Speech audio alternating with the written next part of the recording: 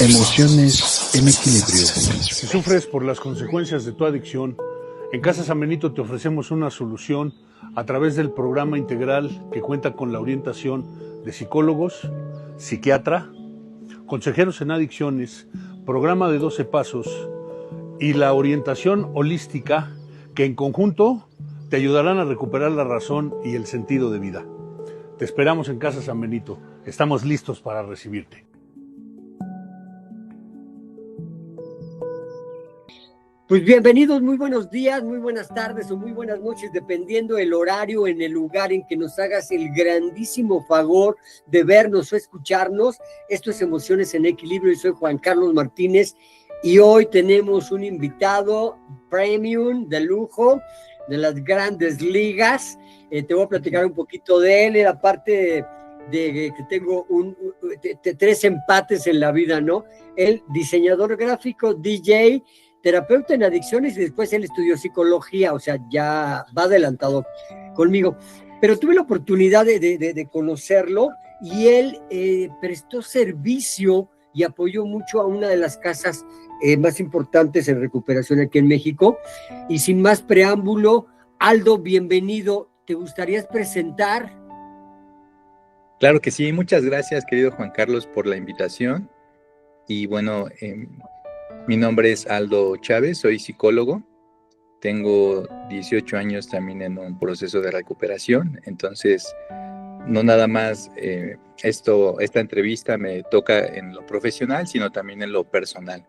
Y como bien dices, en los últimos 5 años estuve colaborando, sirviendo, trabajando en la Quinta Santa María y bueno, parte de lo que el día de hoy les voy a compartir es experiencia personal, también mi trabajo como profesional en el área de la salud, en la parte de la psicología. Y bueno, ahorita voy a ir hablando más, pero a grosso modo, ahorita este soy.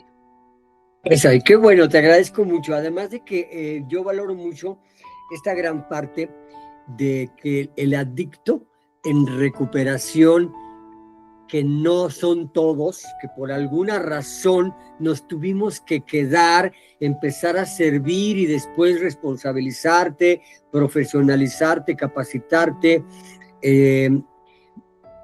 Se hace una amalgama muy estructurada que un psicólogo normal no tendría. Y aquí quiero aclarar algo. No estoy nada con los psicólogos, yo tengo muchos amigos psicólogos y también tomo mis terapias, pero ahí te va.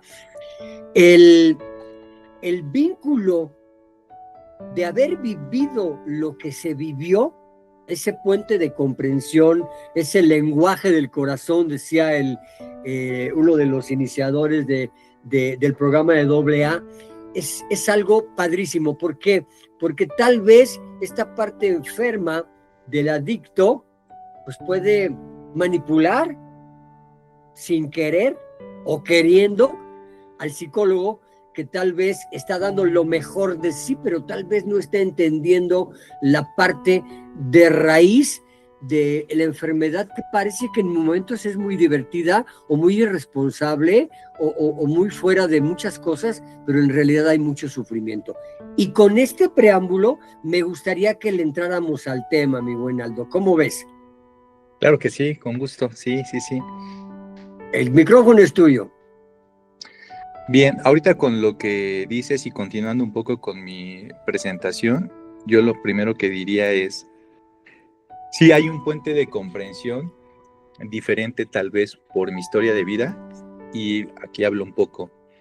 Yo comencé a consumir drogas cuando tenía 14 años, empecé con la marihuana, con el alcohol, el tabaco, y en los siguientes años fui experimentando con otro tipo de drogas más duras, como la cocaína, como las tachas, como los ajos, en festivales electrónicos, en raves.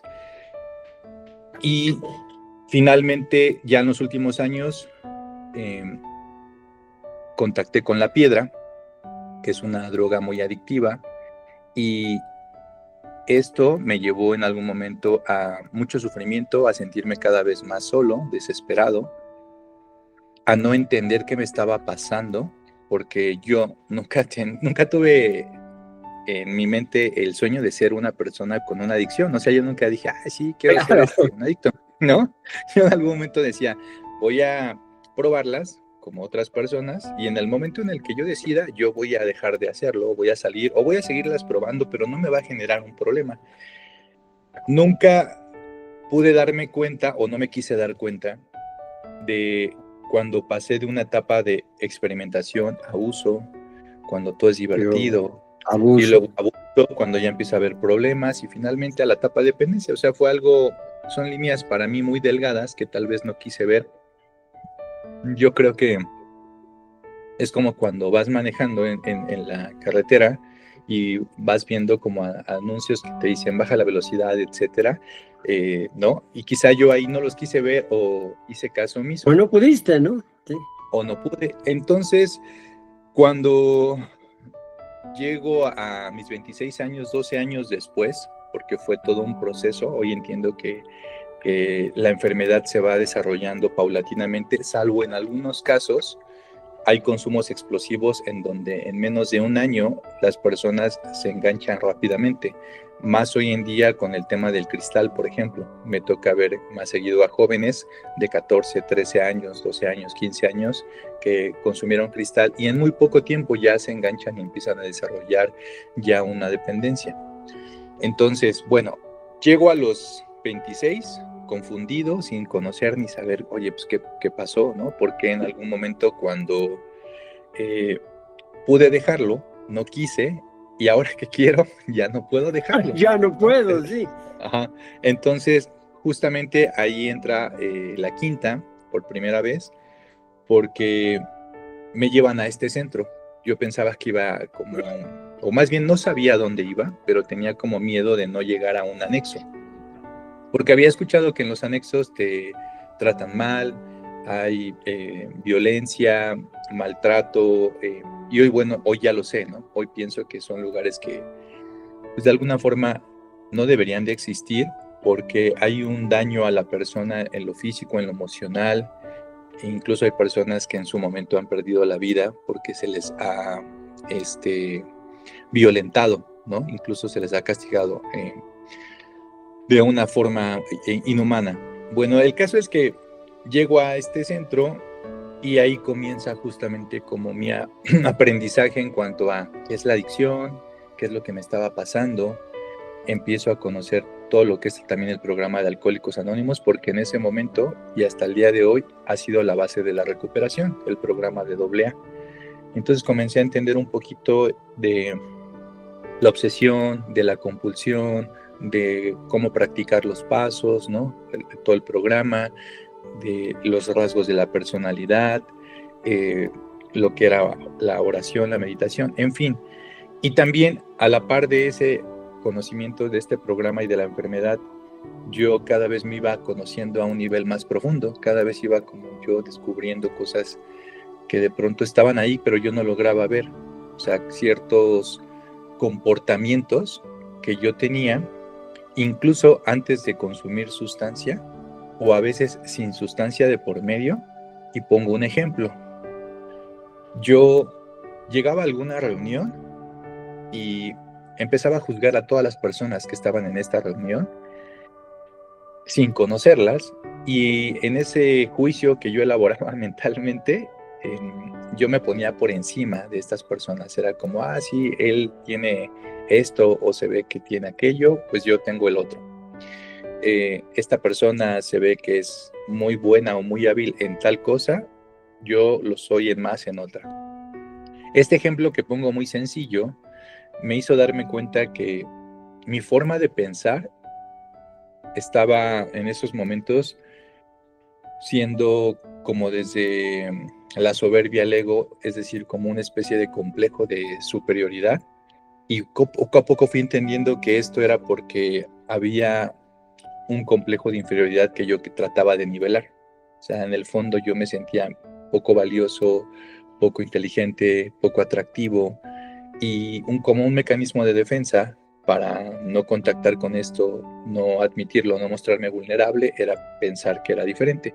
Este es un ejemplo muy sencillo de algo que encontré y que a mí en lo personal se me hizo muy profundo, porque me fui dando cuenta que ya el problema no eran las drogas.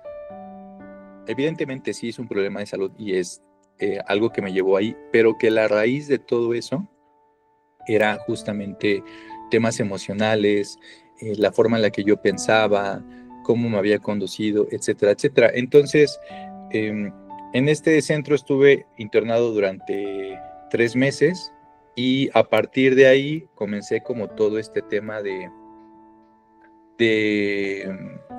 conocimiento, de autoconocimiento, y poco a poco fui adquiriendo cada vez herramientas distintas para poder llegar a mantener una abstinencia, ¿no? Aquí se me hace importante aclarar que hay una diferencia entre lo que es abstinencia, sobriedad y recuperación.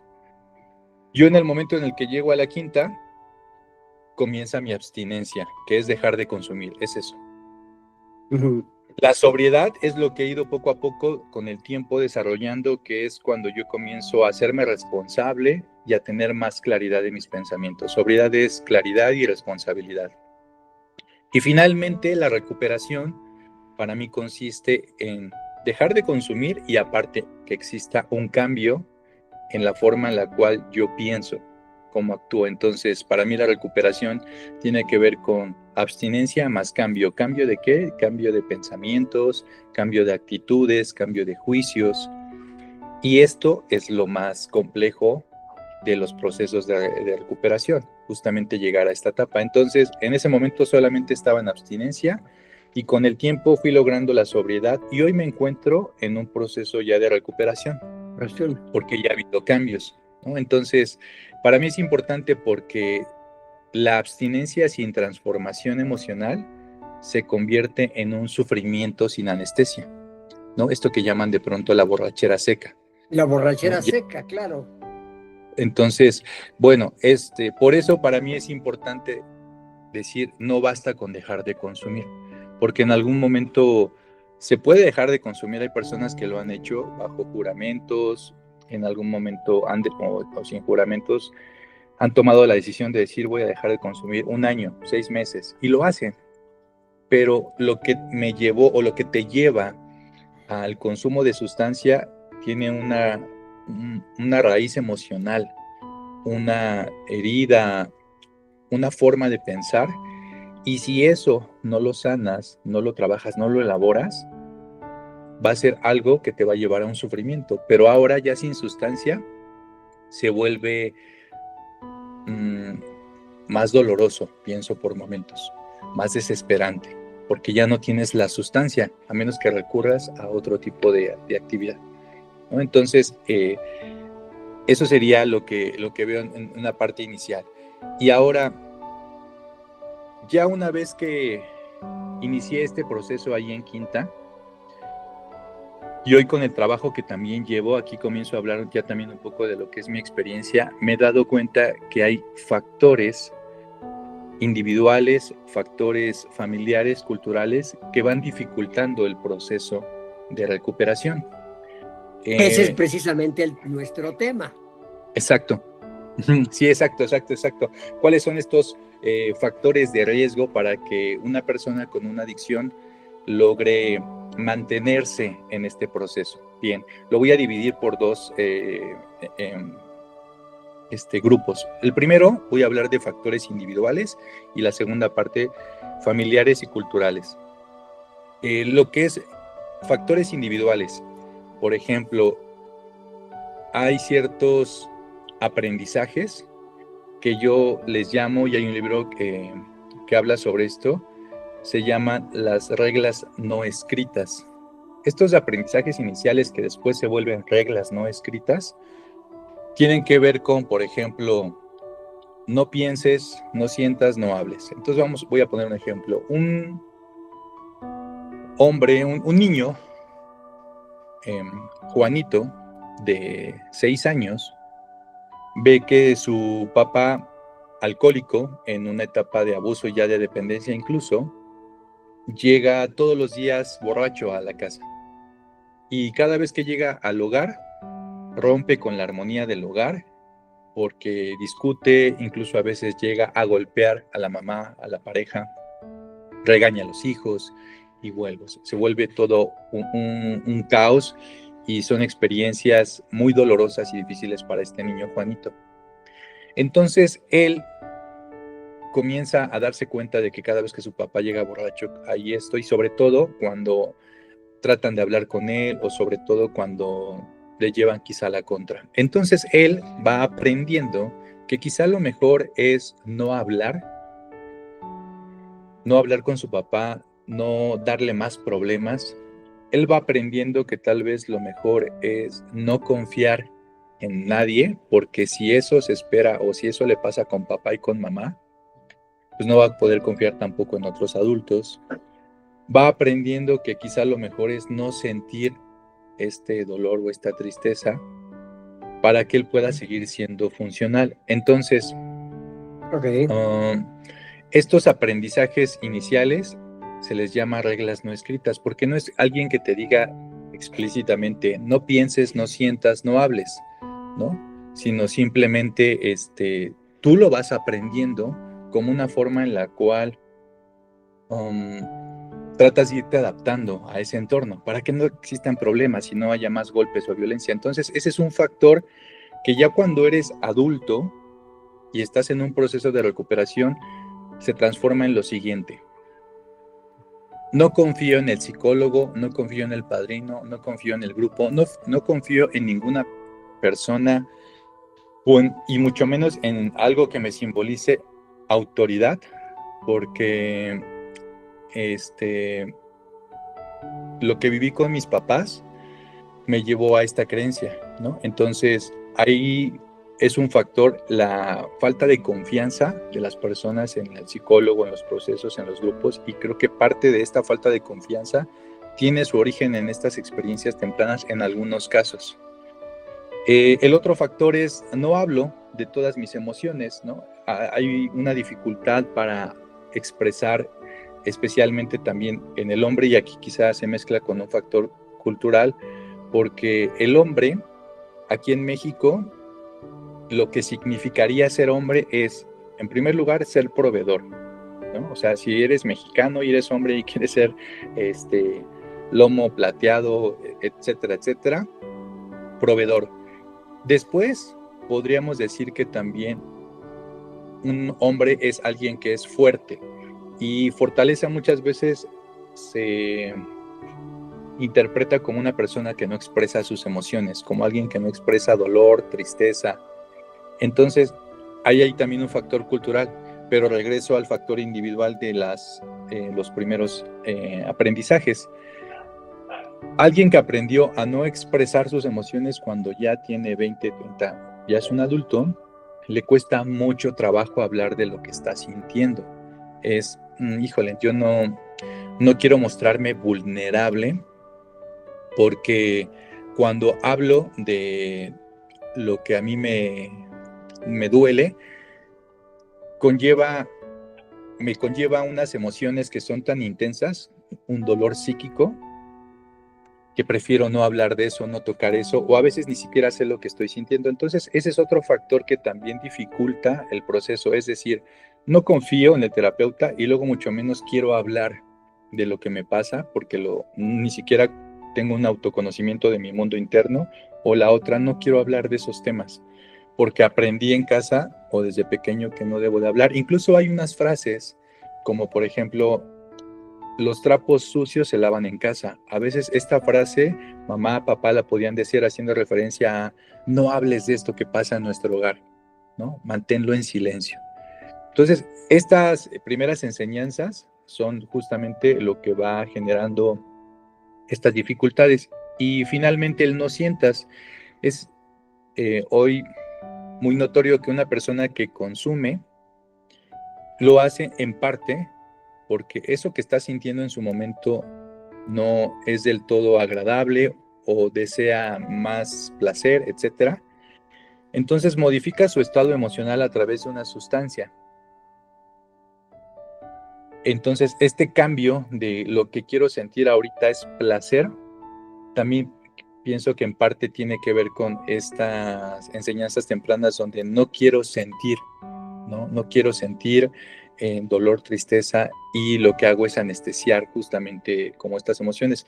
Cuando llegas ya a un proceso de recuperación, insisto, estás en abstinencia, ya dejaste de consumir, pero en ese momento, como ya no hay una anestesia, empiezas a sensibilizarte poco a poco, empiezas a sentir aquello de lo que escapabas y empiezas a sentir eso. Claro, ya no hay tóxico y entonces en vivo y a todo color empiezo a sentir y no sé qué hacer. Continúa, por favor. Sí, exactamente. Y cuando comienzo ya a expresar y hablar, insisto, el dolor es tan fuerte porque estuvo anestesiado durante tanto tiempo que puede resultar abrumador. Y como ahora no hay anestesia, de pronto yo lo que veo es la poca tolerancia a la frustración, la poca tolerancia a la incomodidad, la poca tolerancia a esto y la forma en la que me relaciono con el dolor, en la cual para mí el dolor es completamente desagradable, quisiera que no existiera.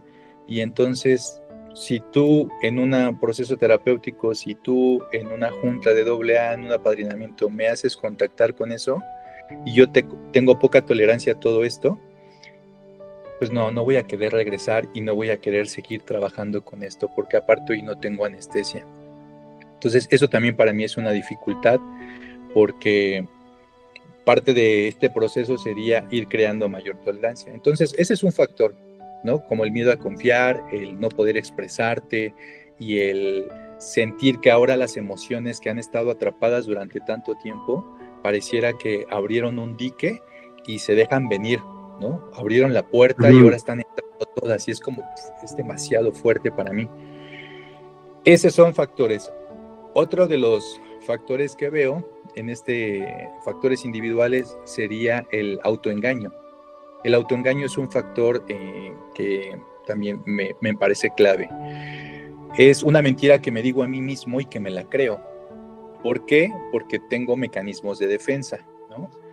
Mis mecanismos de defensa, de esto que hablaba Sigmund Freud y después su hija, y fueron profundizando mucho, ella sobre todo, habló de diferentes mecanismos de defensa, hay muchos, pero los que una persona con una adicción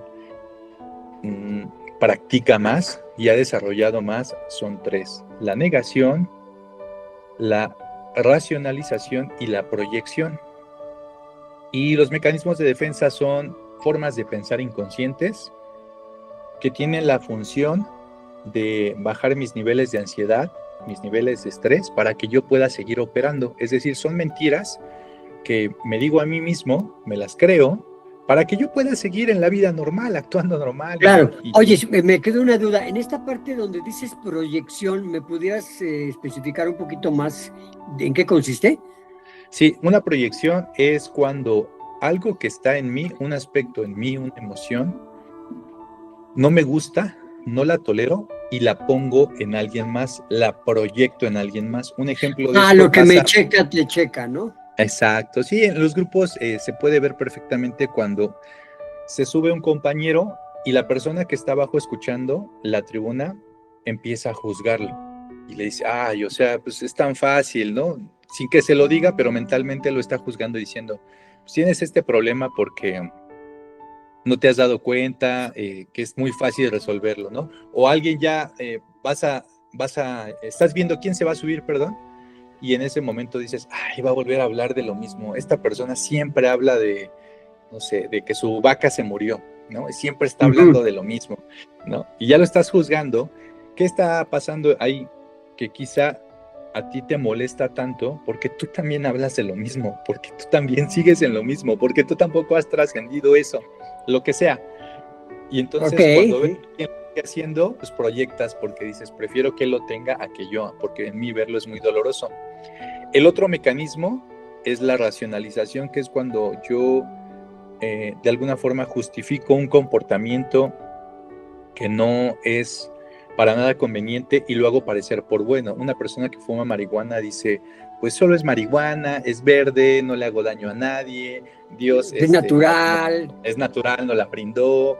Eso ya la van a legalizar. Ya la van a legalizar, exactamente. Todo eso es la racionalización operando para que justamente él pueda sentir menos culpa y sentir que no está transgrediendo nada. Y la negación es cuando de plano una persona dice yo la controlo, yo no soy adicto, etcétera, etcétera. Entonces estos 3 mecanismos son los que más se ocupan, pero hay otros y esos llevan a un autoengaño. Y ese autoengaño genera que la persona no pueda darse cuenta que de pronto la forma en la que está pensando y actuando está siendo perjudicial para su proceso. Por eso aquí la importancia de un tercero, por eso la importancia de un apadrinamiento, de un grupo y de un proceso terapéutico. Para mí lo más sorprendente dentro de mi experiencia, y he escuchado cosas que son muy dolorosas, muy difíciles, impactantes, desde privación de la libertad, privación de la vida, abuso sexual, maltrato infantil, muchas cosas impactantes, dolorosas, sin minimizarlas. Algo que me ha sorprendido es ver la capacidad de la persona que está frente a mí diciendo, es que yo no tengo un problema, cuando tiene un estudio que dice, si tú sigues bebiendo, te vas a morir en poco tiempo, y esa persona sigue insistiendo en que solo es una copa de vino después de la comida. O una persona que, aunque ya hay pruebas donde él se ha quedado de alguna forma solo y aislado, sigue pensando que no tiene un problema o que el problema son los demás.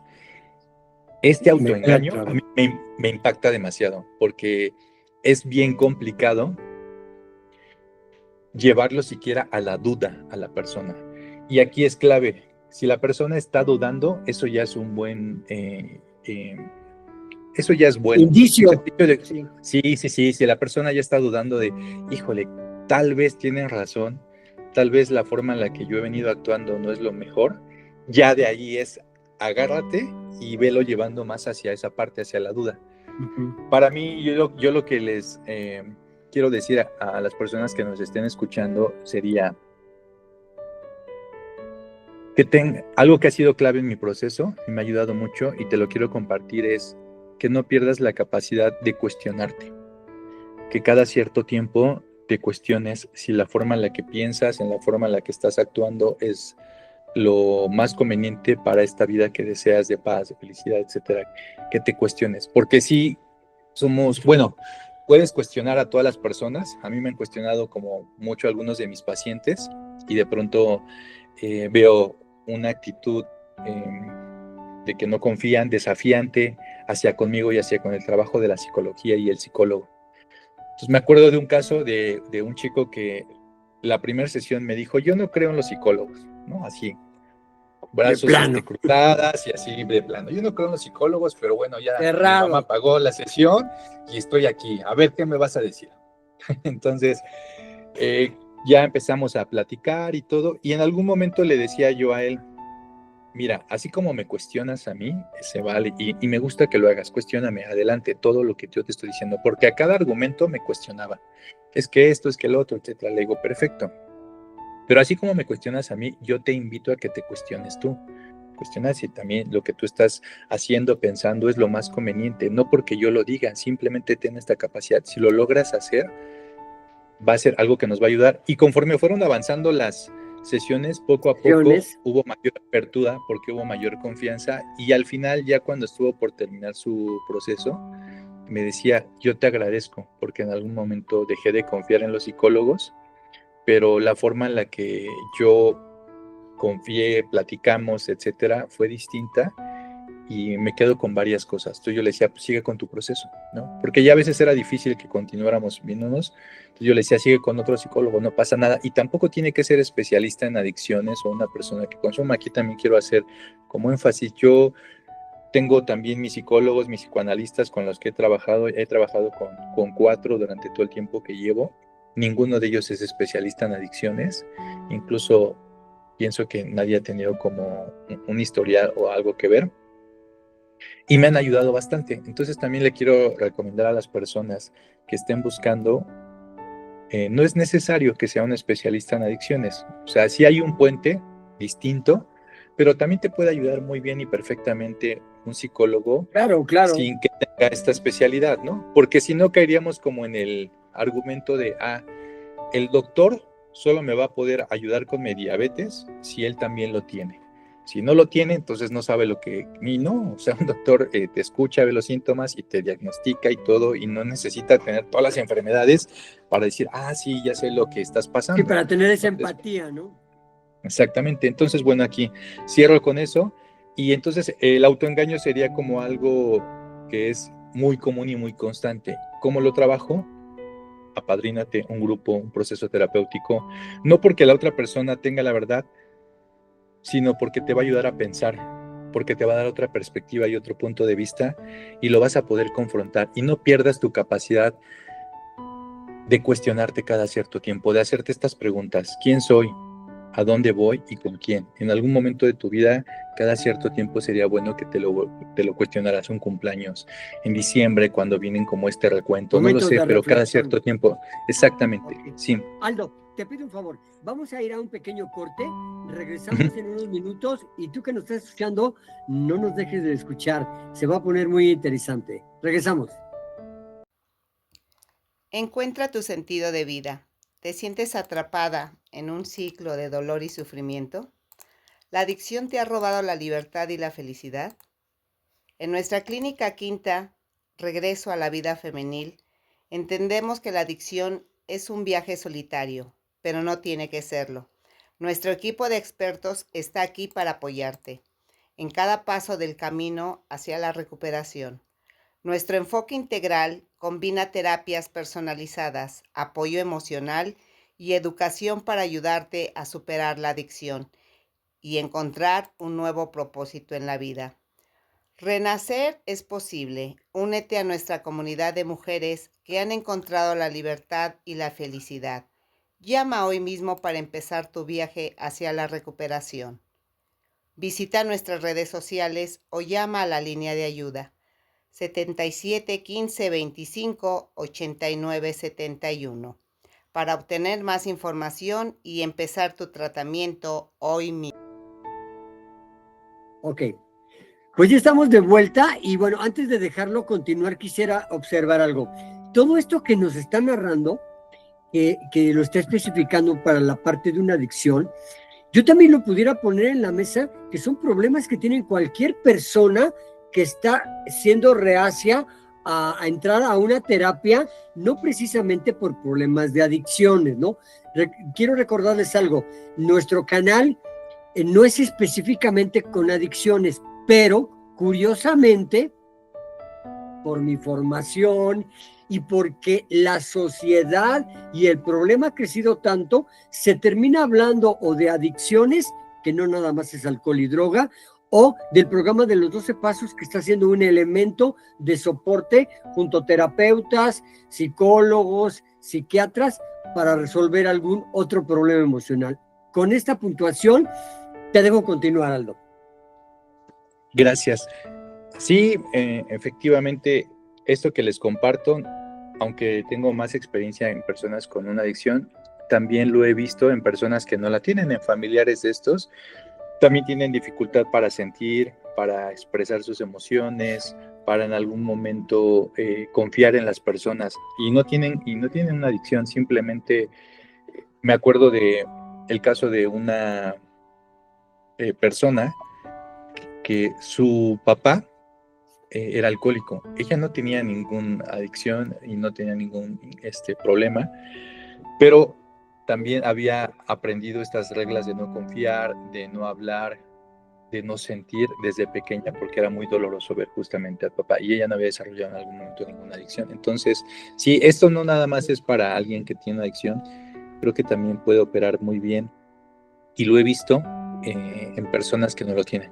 Entonces, bueno, ya para como ir cerrando esta parte de los factores individuales, sería esto, ¿no? Recapitulo: los aprendizajes tempranos, lo que es el miedo a confiar en las personas, el autoengaño, creencias también irracionales como tal vez ir a psicólogos es para locos, ¿para qué le voy a pagar a alguien por contarle mis problemas? ¿Qué me va a decir? Yo ya sé lo que tengo que hacer. Las dificultades que hay para expresar las emociones y la baja tolerancia a la frustración son, como a grosso modo, ciertos factores individuales. Con los factores sociales ahora paso. Es algo que también impacta mucho. Hay familias que de pronto niegan el problema o lo minimizan. ¿Por qué? Porque les avergüenza y les apena que uno de los miembros de la familia tenga una adicción. Porque también hay poca información. Se cree que la adicción es un pecado, que es falta de fuerza de voluntad, que es de locos, que es un vicio, ¿no? Y no se habla de que esto es una enfermedad. Entonces, desde ahí hay un factor que no ayuda, porque las familias pueden pasar mucho tiempo y muchos años para que de pronto puedan decir, no, es evidente que mi hijo, mi hermano, lo que sea, tiene un problema. Otro factor es, por ejemplo, el machismo en el caso de los hombres. ¿Por qué? Porque una de las creencias irracionales que el machismo tiene es: los hombres no lloran ni piden ayuda. Y eso también dificulta este factor, porque no expresan emociones, cuesta mucho trabajo. Yo ya en procesos de recuperación he visto que incluso aunque no tengas una adicción, si eres hombre, y esto va para, o sea, tengas o no una adicción como hombre, yo lo que he visto es una dificultad para llorar en público, una dificultad para contactar con esa emoción. He estado con varias personas trabajando donde estamos tocando temas dolorosos y digo, no es por fuerza que tengan que llorar, no, pero veo como tienen un deseo, su lengua corporal es, tratan y quisieran llorar, pero hay algo que se los impide. Y este algo es una creencia, este algo es de alguna forma un comportamiento automático que bloquea el llanto a través de no debes de llorar porque un hombre no lo hace, etc. Entonces eso. Otro de los factores es que los entornos, como lo que son la familia, los amigos, siguen consumiendo, y eso tampoco ayuda. O sea, si tus amigos están consumiendo, o incluso igual, aunque no hablemos de consumo, pero tus amigos, por ejemplo, tienen la misma idea de que los psicólogos no ayudan, o los procesos terapéuticos no, y tú puedes resolver todo solo, o tienes solo una relación con tu pareja y no tienes amigos, estás muy vulnerable, y esto también es algo que dificulta mantener un proceso, porque tus amigos y tu entorno pues también impactan en ti. Y finalmente, los diferentes estigmas que hay contra lo que es la psicología, la espiritualidad, la psiquiatría incluso, porque dentro de los programas, y aquí hago un comentario, por ejemplo, en algunos grupos de Alcohólicos Anónimos, que una persona vaya con un psiquiatra y tome medicamento, también es algo que está mal para ellos, porque tú debes de dejar todas las drogas, y también la medicina es una droga, y entonces seguirías drogándote y consumiendo, pero las personas que dicen esto no son profesionales de la salud. Ellos es correcto. Y aunque puedan decírtelo con mucho amor, pues desconocen muchas cosas, lo dicen aunque con amor desde la ignorancia, y entonces ese también es un factor que a veces no ayuda a que una persona se acerque, porque hay quienes sí tienen la necesidad de medicarse, ¿no? Esto solamente con un psiquiatra. Si tú tienes dudas, asiste con un psiquiatra, saca una consulta y ve, y solamente él va a poder decirte si en algún momento es necesario o no.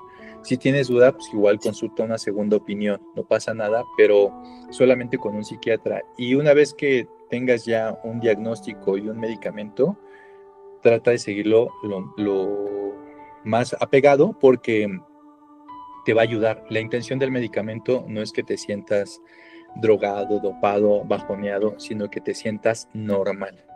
Entonces, bueno, esos son los factores individuales y sociales que dificultan un proceso de recuperación. ¿Y qué hay debajo de todo esto? ¿Cuáles son las heridas que llevaron como al consumo?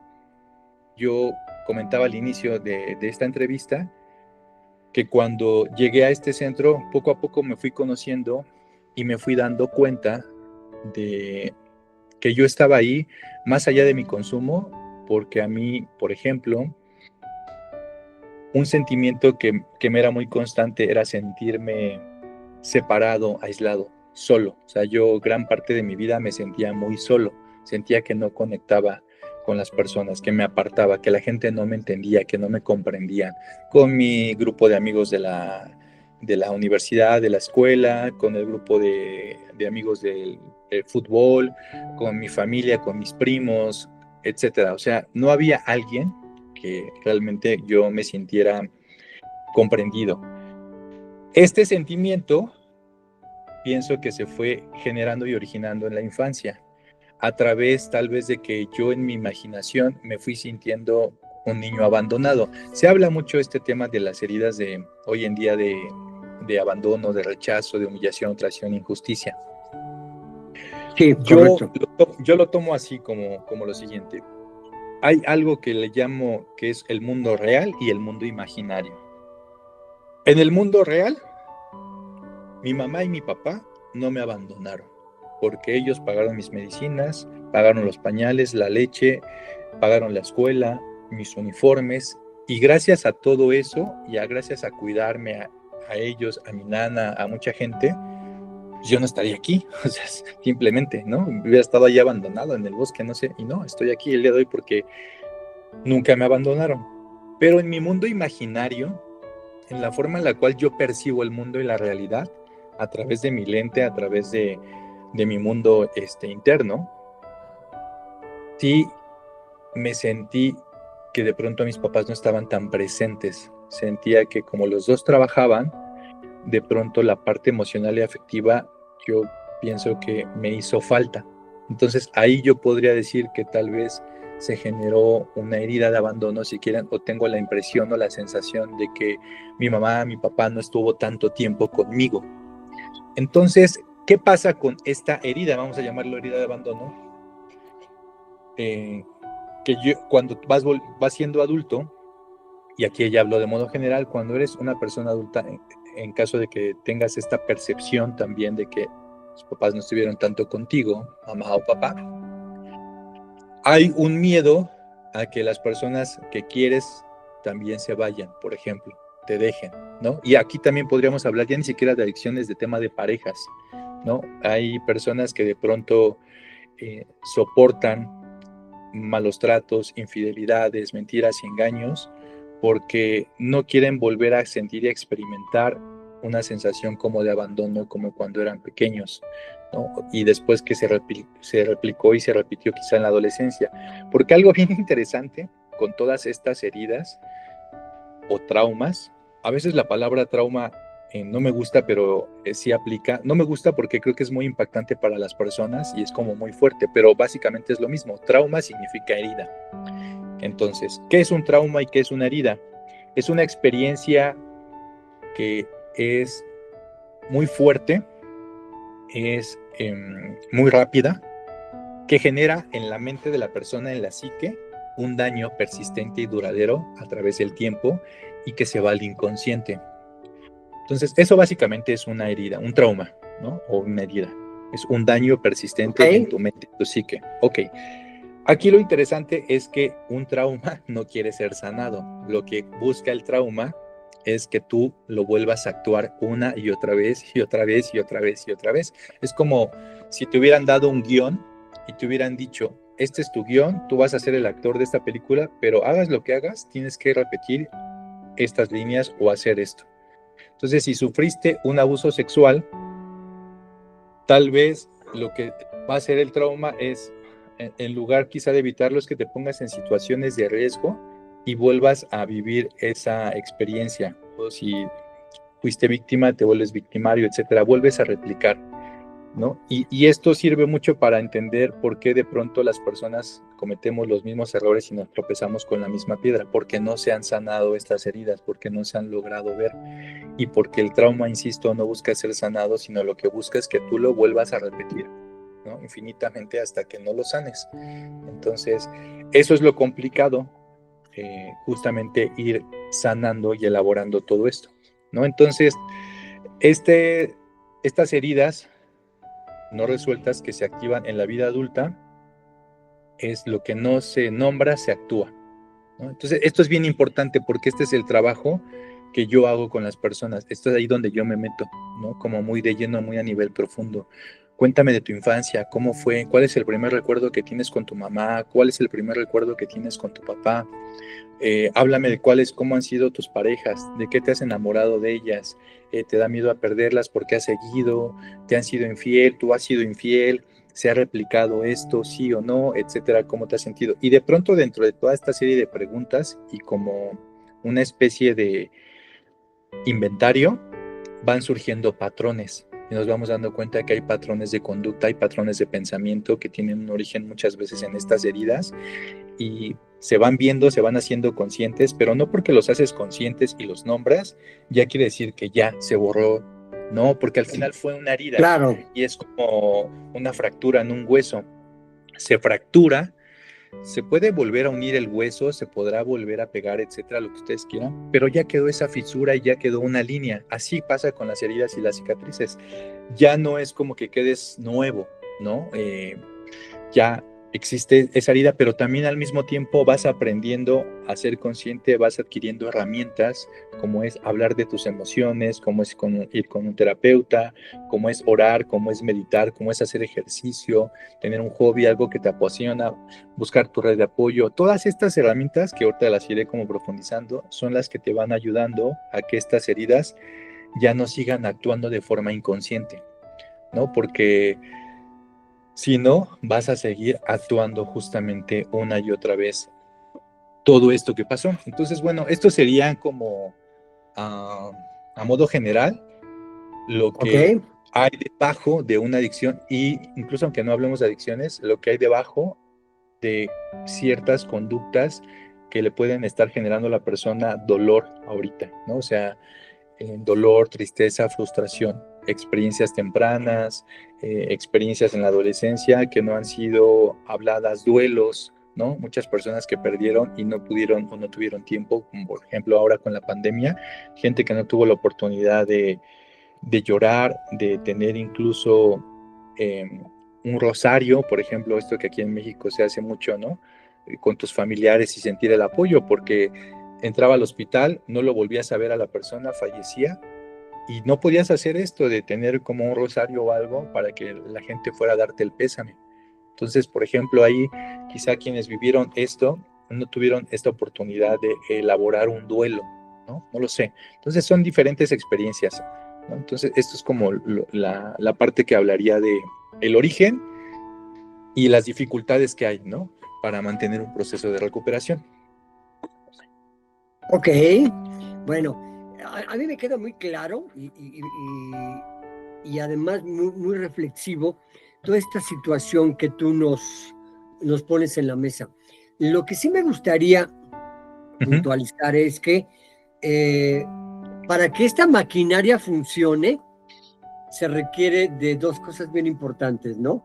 Que el prospecto tenga información, dos, que en algún momento tome la decisión de hacerlo, y ahí es donde la familia puede empezar a apoyar, ¿no? Ahí tal vez me gustaría que después pudiéramos desarrollar algo, Aldo, que no sea la primera vez que podamos colaborar juntos, porque yo creo que los límites son bien importantes para ayudar al adicto a que toque fondo, y no precisamente que toque un fondo tan terrible, ¿no? Yo creo que mientras más rápido le pongan los límites, él va a empezar a reaccionar. Habrá gente que tenga que tocar límites muy complejos, pero hay otros que no, ¿no? Que un límite en el momento lo ayuda a reflexionar.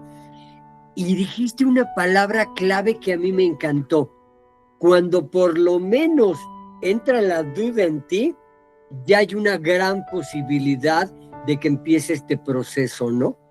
Claro. ¿Qué opinas, sí. mi buen Aldo?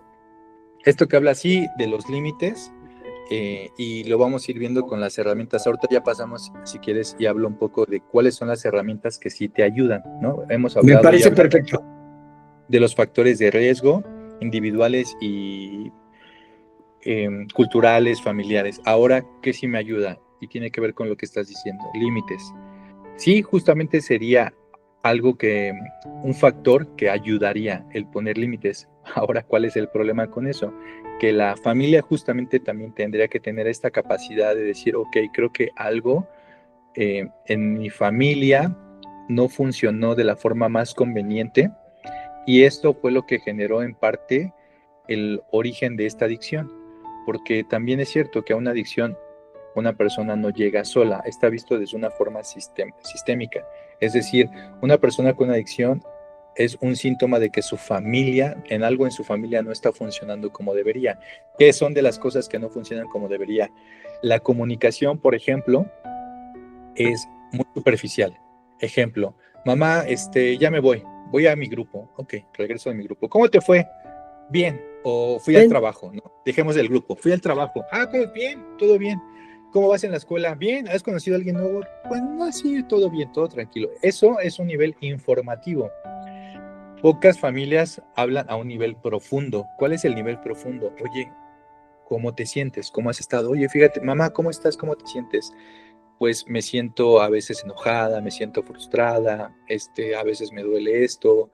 Tu hijo, ¿cómo estás? Fíjate que yo en la escuela me he sentido a veces poco inteligente, poco valioso, etcétera, etcétera, a un nivel más profundo. Esto, por ejemplo, es una comunicación que de pronto no se da en una familia. Y entonces, si no hay un nivel de comunicación profundo o la comunicación no es tan constante, se va generando que en la misma familia, aunque tengas muchos hermanos, tíos, lo que sea, primos, la persona se pueda sentir aislada, se pueda sentir sola. Y eso es un factor. Ahora, ¿qué tiene que ver con los límites? Si las familias no piensan, papá, mamá, hermanos, que tienen un problema y que el problema solamente es el adicto o la persona con una adicción, difícilmente van a ir a un proceso terapéutico, difícilmente van a hacer algo por ellos o para ellos mismos. Entonces, llevo a la persona que tiene el problema, tengas o no una adicción, al centro donde sea, o lo llevo con el psicólogo, y es arréglenmelo, ¿no? Arréglenmelo, ayúdenlo, porque él es el que tiene el problema, no nosotros, no mamá, no papá, no hermanos, nosotros no, él tiene el problema. Si lo arreglan a él, toda la familia va a poder volver a funcionar de la forma conveniente. Y entonces ahí se vuelve difícil que una familia pueda hablar siquiera de límites o verlo, porque no tienen esta capacidad, ¿no? Mamá, papá, etcétera, no tienen esto. Entonces, ¿cuáles son las herramientas que sí ayudan? La terapia emocional, psicoeducativa, los grupos de AA, lo que es los apadrinamientos, ¿no? También son herramientas que sí ayudan. La meditación, la oración, el ejercicio, el escribir, tener una red de apoyo confiable, con personas con las que puedas ser tú mismo y te puedan de alguna forma apoyar. El vínculo terapéutico, ¿no? Porque es justamente alguien que te mira con firmeza, pero sin juicio, ¿no? Y con mucho amor. Entonces, estas herramientas son las que te van ayudando. ¿Por qué? Los grupos de AA, por ejemplo, y el apadrinamiento, a una persona que viene de un proceso de recuperación, te ayudan a sentirte acompañado. Yo dije hace unos minutos que uno de los sentimientos era yo haberme sentido separado o aislado. Bien. Llegas a un grupo sintiéndote muy solo y de pronto una de las recomendaciones que te hacen AA, y digo sonrío porque es parte de, pero es una paradoja un poco también, es no te juntes con quien te juntabas. Entonces yo vengo a sentirme muy solo y me dicen, ya no te juntes con tus amigos. Y es como, pero es que entonces son mis únicos amigos, no tengo más amigos. Sí, pero ya no te puedes juntar con ellos. Bueno, pero entonces ¿con quién me junto? O sea, si de por sí me siento solo y tú me dices que no me junte con los que me juntaba, voy a tener este sentimiento persistente de que estoy solo. Y un grupo de AA, ahí es donde entra ya es una función, porque te permite sentirte acompañado, que no eres el único que tienes el problema y que estás luchando, te estás haciendo responsable justamente por esta enfermedad que tienes. El apadrinamiento también te da sugerencias, te da recomendaciones con mucho amor, una persona que tiene una experiencia parecida a tuya, y eso también te da otra perspectiva. Entonces es una herramienta que te ayuda. La meditación y la oración te ayudan a tener una mayor sensibilidad, te ayudan a tener un mayor contacto con tu cuerpo, con tu mundo interno, a conocerte a un nivel más profundo, qué estás sintiendo, qué estás pensando. Y eso también es indispensable para todo lo que es el proceso. El ejercicio, segregas dopamina, serotonina, y te ayuda también a sentirte bien contigo mismo en esta parte de sudar, de verte al espejo y decir, ay, estoy haciendo algo por mí, no lo sé. La escritura te ayuda a bajar estos niveles, el escribir lo que estás sintiendo, lo que está pasando. En el programa hay un cuarto paso, por ejemplo, que es una autobiografía. Entonces, todas estas herramientas son indispensables y son las que pueden mantenerte en el proceso de recuperación y al mismo tiempo prevenir una reincidencia o una recaída. ¿Cuál es el problema y la dificultad? Que no todas las personas están dispuestas a pagar este precio. ¿Cuál es el precio? Claro. Este es tu diagnóstico, tienes esta enfermedad o tienes este trastorno, estás pasando por ansiedad, depresión, no sé, etcétera, etcétera. Ok, bueno, ya tengo mi diagnóstico, tienes una adicción, lo que gustes. Bien, ahora, ¿cuál es el tratamiento? Y te dan tu receta, ¿no? Vamos a pensar que yo doy una receta. Digo, no lo hago, pero vamos a imaginar que yo la doy. Entonces yo te diría, bien, tu receta va a consistir en que medites 2 o 3 veces por semana, mínimo 3 minutos. Tu receta es que hagas una escritura en las noches, por lo menos de media cuartilla o 3 líneas de cómo te sentiste. Que asistas a un grupo de Alcohólicos Anónimos, que lleves un proceso terapéutico conmigo o con cualquier otra persona, psicólogo, psicóloga, psicoanalista, con quien gustes, pero que sea una vez por semana por lo menos, ¿no? También que hagas ejercicio 2 o 3 veces por semana, que trabajes, que estudies. En algún momento, si también tienes esta creencia, que hagas una oración lo más constante posible. Por papá, ¿no? Estoy así como muchos puntos. No, además está padre el cómo lo ¿no? estás Esta es tu poniendo. receta, vámonos, órale, esto es lo que tienes que hacer. Si tú quieres cambiar tu vida, si tú quieres sentirte mejor, si tú quieres crecer, eso es lo que tienes. ¿Qué hace la persona? La ve y dice, ay no, son un montón de cosas, no me va a dar tiempo para todo porque también tengo que jugar, divertirme, no, pues tengo pareja o lo que sea, familia. Bueno, a ver, esto de la meditación, no creo que sea para mí, no, me duele luego la cabeza, me quedo dormido, no me gusta, no, esto no lo voy a hacer. El ejercicio, híjole, es que el ejercicio me quita mucho tiempo ir al gimnasio, en lo que me cambio, me baño. Pues yo creo que voy a ir una vez por semana, voy a intentar, o 2, a ver cómo lo hago. O yo creo que con lo que hago de caminar, ya con eso. Y entonces vas quitando de esa receta y te quedas al final con, bueno, yo creo que de todo esto lo que sí voy a hacer es ir a grupo de vez en cuando, tal vez. Lo del psicólogo, pues mientras lo pueda pagar, y yo creo que una vez cada 15 días. Entonces, ¿qué pasa?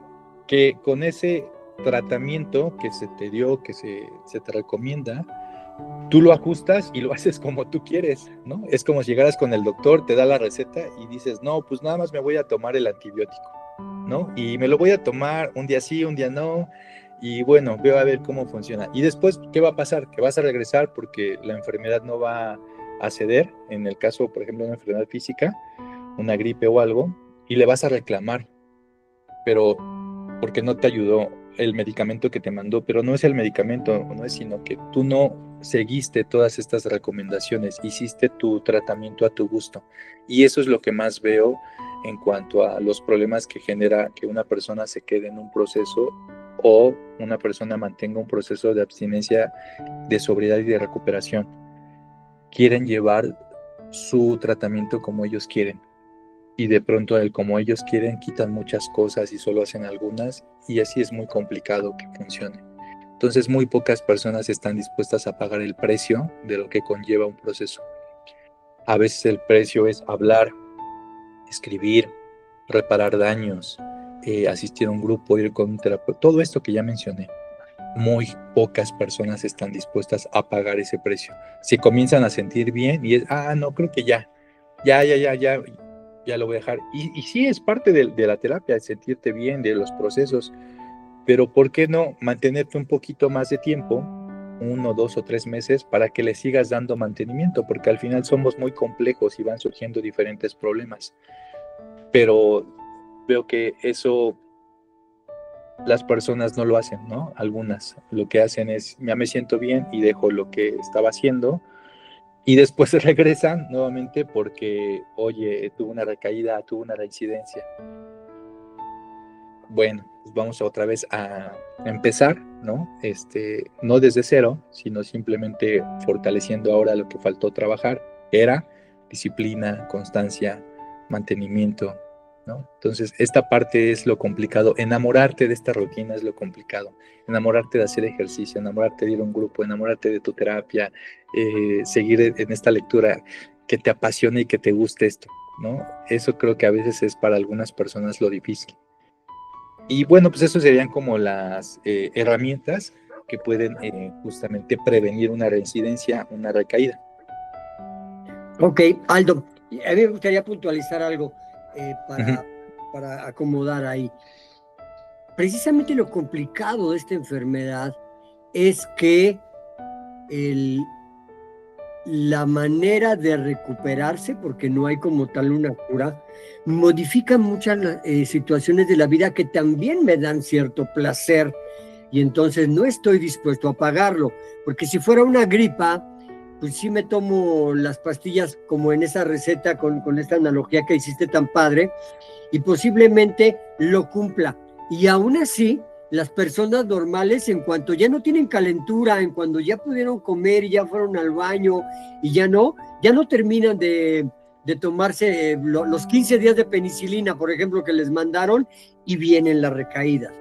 Entonces, para conclusión, el empezar la recuperación personal sin el engrane de la familia va a ser más complicado. Si toda la familia entra a recuperación y entonces terapeutas, grupos, instituciones, usuarios y familiares trabajan en pro de algo, yo he visto, como sé que tú lo has visto, he visto verdaderos milagros en donde decías, oye, míralos, cuando llegaron hace un año esto estaba deshecho, pero hay una gran responsabilidad.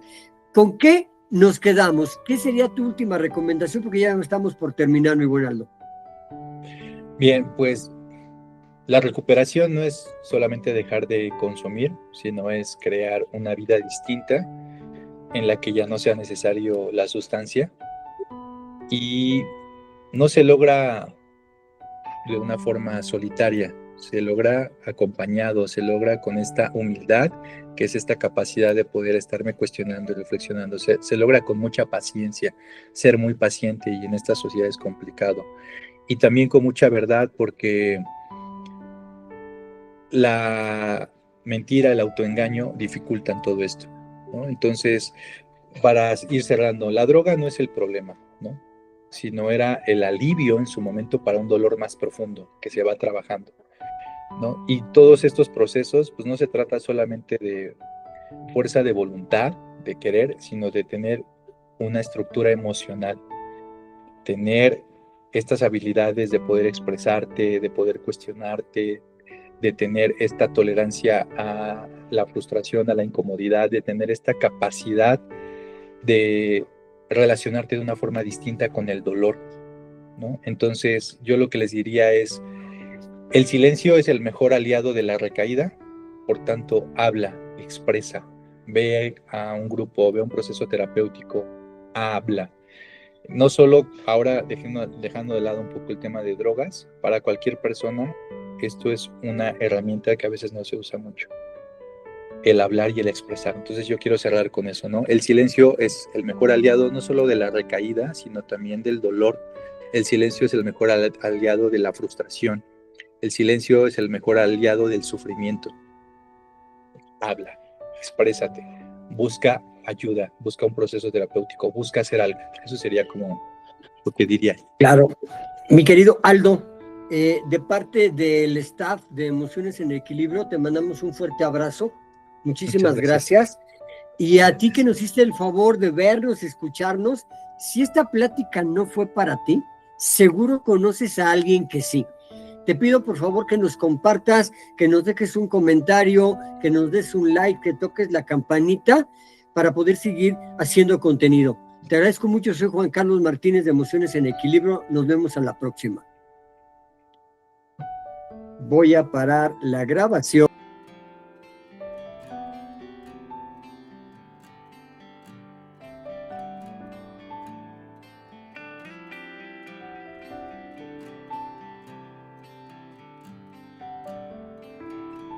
pero sí vamos a tocar la parte espiritual como parte integral de un ser humano, ¿no? Que es mente, cuerpo y espíritu. Sí vamos a ver esa parte, ¿no? Y vamos a tener una serie de actividades muy, muy padres que te voy a mencionar en este momento. Ahí te va. Y vamos a pensar lo siguiente. ¿A qué hora se va a llegar a esta actividad, no? Y bueno, la idea es que tú el sábado, entre 8 y 9 de la mañana, tú llegues, se te dé tu habitación. La habitación son para 2 personas, hay gente que viene en pareja y en algún momento tal vez tengas que compartir con alguien. Hay algunas habitaciones que son de 3. El lugar está padrísimo. Ya verás un pequeño video que vamos a pasar para que conozcas mejor las instalaciones. Luego vamos a tener desayuno. Aquí quiero aclarar lo siguiente: el desayuno está con un chef y una nutrióloga para que sean alimentos balanceados, no saturados, no cargados. Va a haber algunas colaciones porque vamos a trabajar la parte emocional. Está padrísimo y el menú lo vamos a subir en unos días. Estamos afinando algunos detalles. ¿Ok? Después vamos a tener la bienvenida y una pequeña meditación para entrar en el contexto. Luego vamos a tener un taller que se llama Definiendo la enfermedad. O sea, qué es la adicción, qué es la coadicción, qué es un codependiente, en dónde puedes encajar, qué se puede hacer y cómo es el tratamiento. No hay una cura como tal. Eso es bien importante. O sea, yo te mentiría diciendo, tú vienes al taller y si eres codependiente, sales. No. Vas a tener un conocimiento veraz, efectivo, para que tú elijas el camino de recuperación. ¿Ok? Después vamos a tener una experta en sistemas familiares. Vamos a entender en dónde se gesta, en dónde nace esta parte del sistema familiar y cómo funciona tu sistema familiar. Tú vas a ubicar, ¿ok? Después, la lógica sería, si el sistema familiar estaría mal, o todos hubieran generado adictos, o todos hubieran generado codependientes, y no, hay gente que va hacia la adicción y otras a la codependencia. ¿Cómo vamos a entender esto en las heridas de la infancia o las heridas del alma? Depende de cómo interpretaste tú las situaciones que se presentaron y hay algo que te va a marcar y que tú inconscientemente decidiste caminar al camino de la codependencia. Después vamos a tener horario de comida, descanso, regresamos a las actividades con una relajación y musicoterapia. Va a haber una parte de retroalimentación. Para esa hora tú ya tienes muchas dudas y muchas preguntas y tal vez quieras expresar algo. Va a haber un espacio para eso. Después viene una parte que me encanta, que es el taller de resentimiento, catarsis para el proceso del perdón. ¿Ok? Casi para finalizar, una caminata en los senderos de las instalaciones, en silencio, una cena, una hora libre para estar más tranquilos y se sugiere que se duerma a las 10 de la noche. Al siguiente día, domingo, se levantan, baño y se les sugiere arreglar su maleta. Después va a haber una junta que nosotros le llamamos junta de té o junta de reflexión, junta espiritual, en donde leemos algunas lecturas que ya están ubicadas y que sabemos que sirven para este asunto de reflexión de la codependencia, con participación de todos. Después tenemos jugoterapia, hay una mecánica, lógicamente vamos a darnos un juguito natural muy padre. Después entramos a la actividad de baileterapia y arteterapia que ayuda a destapar emociones. Otro taller que es experiencia de vida, va a haber algunos testimonios, nuestro desayuno y luego el acompañamiento en este proceso para autoconocimiento, comunicación y establecer límites. Ahí vamos a darle mucho sentido y conclusión a todo lo que estuvimos viendo a lo largo de los 2 días. Después un espacio muy padre que es regálate 2 horas. Aquí hay alberca, está climatizada, va a haber algunas actividades. Después vamos a tener la comida. La última comida sí es más fuertecita, muy rica. Y luego va a haber un momento de expresión de cierre, de qué les pareció el curso y tal vez poder canalizarlos a lo que sigue.